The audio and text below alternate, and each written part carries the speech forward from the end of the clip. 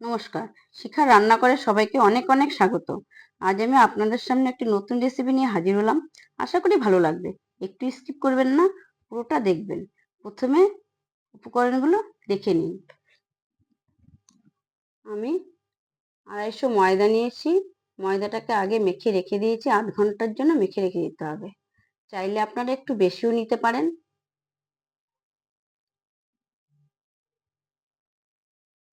এবার আমি ব্যবহার করা জিনিসগুলো আপনাদের দেখাবো। তেল, লঙ্কা, কাঁচা ডিম আর পেঁয়াজ।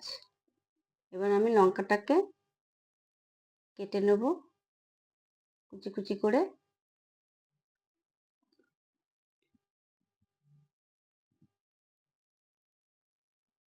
যে যেরকম ঝাল খাবেন সেরকম ব্যবহার করবেন। এবার আমি পেঁয়াজটাকে ছাড়াবো, খোসাটা ছাড়িয়ে নিলাম।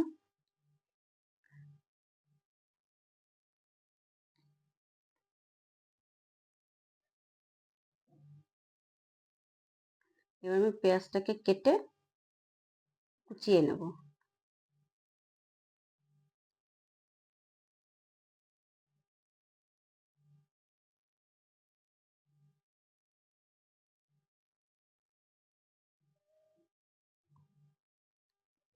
পেঁয়াজ কুচানো হয়ে গেল। এবার আমি এটাকে তুলে নেব।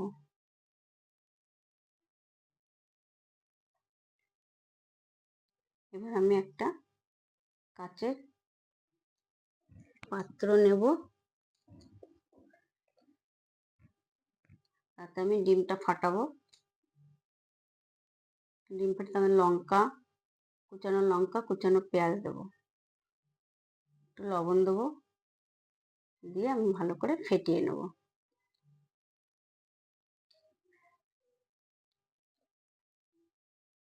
এবার আমি যে গুলি করে রেখে দিয়েছিলাম ময়দা, সেটাকে আমি ভালো করে বেলে নেব।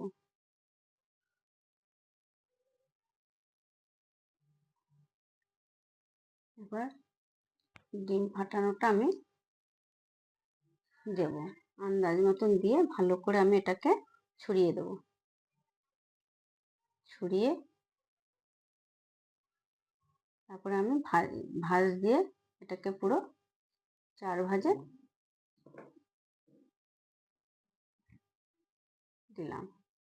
রেখে এক এক করে আমি সব কটা বেলে নেব।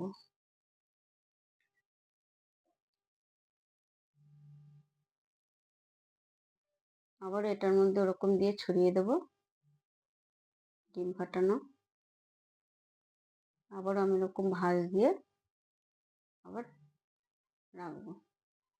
এভাবে আমি প্রত্যেকটা বেলে নিয়ে এবার গ্যাসটা অন করে তা বসাবো। সাদা তেল দেবো, সাদা তেলটাই ব্যবহার করবে।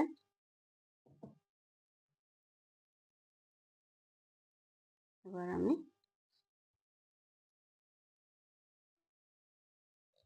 এটাকে দেব।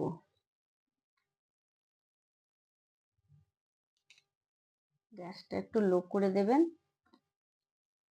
আস্তে আস্তে হলে ভিতরে মশলাটা ভালো ভাজা হবে।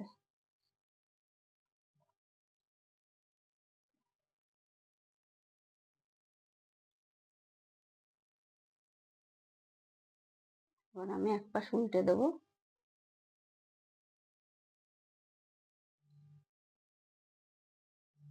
উল্টে পাল্টে একটু চেপে চেপে দেবেন, মানে ভিতরে কাঁচা না থাকে।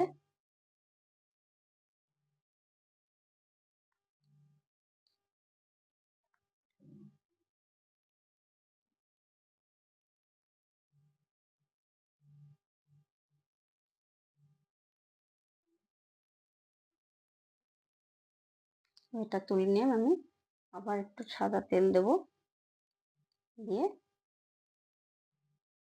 আবার একটা দেবো।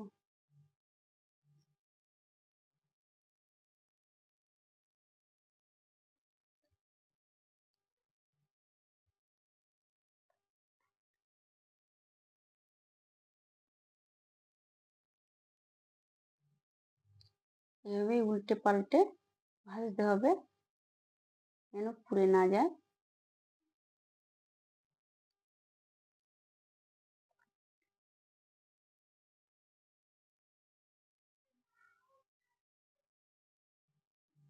এভাবেই আমি সব কটাকে ভেজে নেব।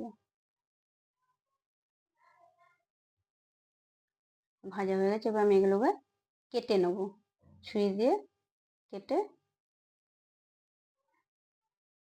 নিলাম। এবার এর উপরে আমি